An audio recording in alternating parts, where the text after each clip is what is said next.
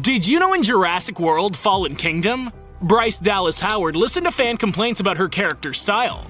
She received a lot of comments and criticism for the heels that her character wore in the first Jurassic World film. And the camera even focuses on her feet in this entry to prove that she's wearing much more sensible footwear. She's wearing boots. She also has a hairdo to match, as many people complained about her hairstyle looking like Dora the Explorer in the first entry. Did you know in Frozen, all of the horses featured in the film are Norwegian Fjord horses, one of the oldest breeds. They've been widely raised in Norway for hundreds of years and are known for their distinctive manes that have a dark stripe running through their center.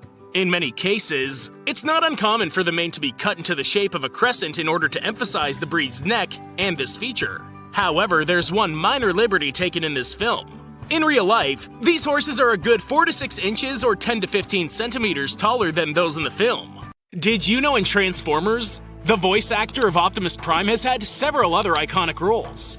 Peter Cullen, who's the voice actor of Autobots' leader Optimus Prime, is a well-known iconic voice actor in the industry, who's given a voice to this role since the character's debut in the 1980s. Cullen has also lent his voice to Eeyore in numerous Winnie the Pooh shows and movies, narrated the Voltron TV series, as well as the iconic, although uncredited, voice of the Predator in the original movie. Did you know in Wonder Woman 1984, there's a connection between Greek mythology and Asteria? The Amazon Asteria was one of those slain by Hercules when he came to Themyscira to take Hippolyta's girdle as one of his famous labors. Asteria was also the name of the Titan goddess of nocturnal oracles and shooting stars. According to the mythology, after the fall of the Titans, Zeus pursued Asteria across the sky, but she escaped him by transforming into a quail, jumping into the sea, and becoming the island of Delos. Did you know in The Scorpion King, Dwayne Johnson didn't really want to add any trademarks from his WWF character, The Rock. He wanted to give the Scorpion King a character of its own, but he made one exception when he ended up using the People's Eyebrow. It's in response to another character mentioning a harem, and the score includes a brief section of The Rock's entry music.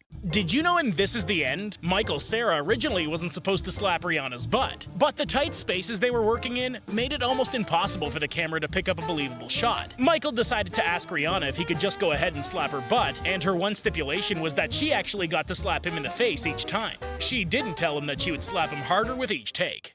Did you know in Don't Look Up, Peter Isherwell revealed the Bash Lafitte phone 14.3, which was actually a real smartphone called the Red Hydrogen 1.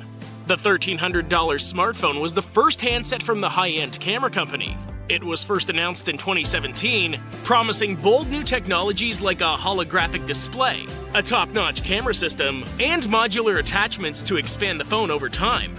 Unfortunately, the acclaimed camera maker's Red smartphone never came close to producing what it initially aimed for, which is why it flopped majorly when it was released back in 2018. Did you know in Morbius, there are two similarities and potential connections to the Marvel Cinematic Universe? During the final battle, Milo tells Morbius that their new condition is not a curse, but a gift. That's exactly what Green Goblin tells the other villains in Spider-Man No Way Home.